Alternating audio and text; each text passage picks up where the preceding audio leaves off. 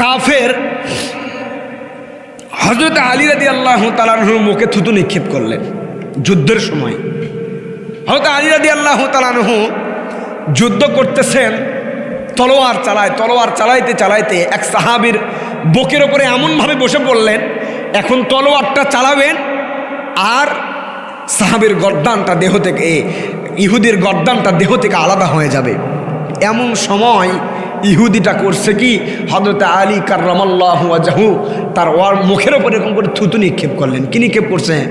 থুতু নিক্ষেপ করছে। থুতু নিক্ষেপ করার পরে হযরত আলী কাফেরকে বললাম, যা, তোকে ছেড়ে দিলাম, তোকে আর আমি মারবো না। সুবহানাল্লাহ কোন। হযরত আলী রাদিয়াল্লাহু তাআলা আনহু হযরত আলী রাদিয়াল্লাহু তাআলা আনহুকে ডেকে ডেকে বলতেছেন, আলী, তুমি তো আমার বুকের উপরে এমন ভাবে বসে পড়েছ,